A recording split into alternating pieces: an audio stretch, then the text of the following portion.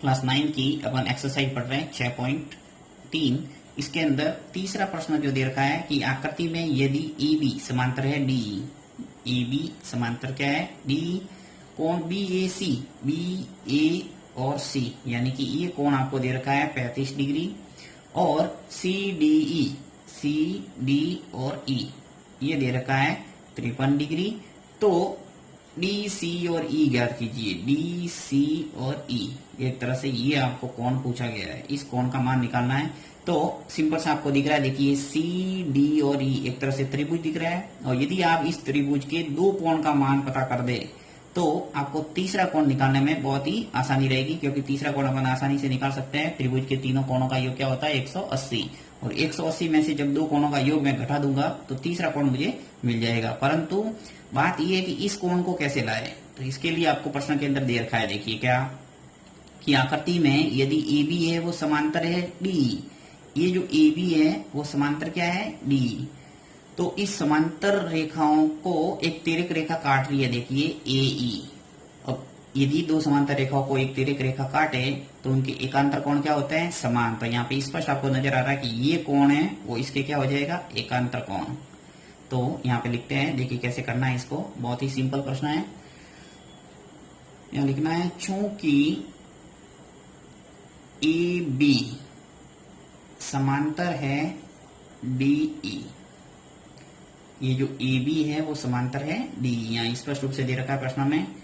तथा मान लेते हैं AE, ये जो A से लगाकर E तक यदि इसको आगे बढ़ाया ऐसे डैश डैश करके तो आपको स्पष्ट नजर आएगी कि ये क्या है एक तिर्यक रेखा, AE तिर्यक रेखा है,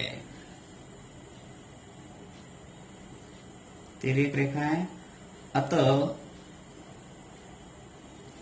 एकांतर कोण क्या होंगे समान, एकांतर कोण समान होंगे। तो कौन से एकांतर कोण है वो लिख लेता हूं, देखिए जो DE और A यानी कोण जो DE और A है, DEA का कौन सा कोण हुआ ये कोण किसके बराबर हो जाएगा कोण BA और E के, BAE यानी कि 35 डिग्री। तो यहाँ पे सीधा पहले तो कोण ही लिख लेता हूँ BA और E। अब दोनों कोणों को मैंने बराबर क्यों किया, क्योंकि ये क्या है एकांतर कोण। तो यहाँ पे DEA का मान आ जाएगा, देखिए DE और A, ये कोण अपन को चाहिए था कि BA और E ये आपको 35 डिग्री दे रखी है। तो यहाँ पे 35 डिग्री लिख लेता हूं मैं सीधा 35 डिग्री। अब जो DE और A मैंने लिखा है यानी ये कोण, इसको मैं ये भी तो लिख सकता हूँ यहाँ करके कि कोण DE और C एक ही बात है, क्योंकि सेंटर में दोनों में E आ रहा है। या तो मैं कह सकता हूँ DEA या भी कह सकता हूँ DE और C, ये दोनों के लिए कोण है वो E बोल रहा है। तो यहाँ E आ जाएगा 35 डिग्री, यानी कि एक कोण आपके पास निकल के आ गया, ये 53 डिग्री था, ये कोण निकल के आ गया 35। यहाँ लिख लेता हूँ समझने के लिए, कोई लिखना आवश्यक नहीं है, फिर भी यहाँ समझने के लिए लिख लेते हैं 35 डिग्री आ गया। अब अपन को निकालना क्या है DC और E। तो यहाँ सिंपल सा एक त्रिभुज के लिए मैं लिख लेता हूं, त्रिभुज DC और E में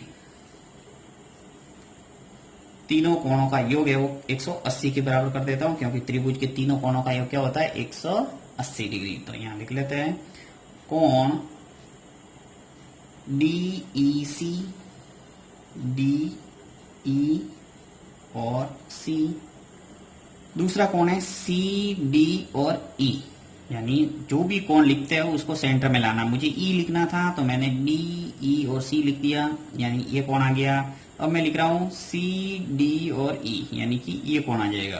तो CD और E, CD और E। और कोई कहे कि मैं तो ये लिखूंगा ED और C, तो लिख सकता है, इससे कोई फर्क नहीं पड़ेगा, आपके सेंटर में DE आएगा। प्लस दूसरा जो कोण पूछा है वो लिख लेते हैं DC और E। तो ये DCE कोण निकल के आ जाएगा, जब अपन घटा देंगे तो बराबर आ जाएगा 180 डिग्री। चाहो तो यहाँ पे पूरा लाइन भी लिख सकते हैं आप कि DCE में त्रिभुज के तीनों कोणों का योग क्या होता है 180 डिग्री, इसलिए ये ऐसा करके भी लिख सकते हैं और डायरेक्ट भी लिख सकते हैं। तो डी ई और सी, डी ई और सी यहाँ पे समीकरण 1 से लिख सकता हूं मैं।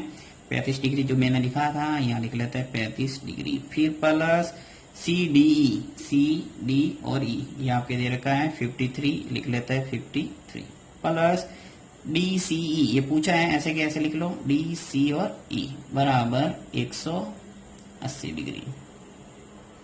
और 35 और 53 डिग्री जो है वो क्या आ जाएगा, आपके जोड़ हो जाएगी तो क्या 88।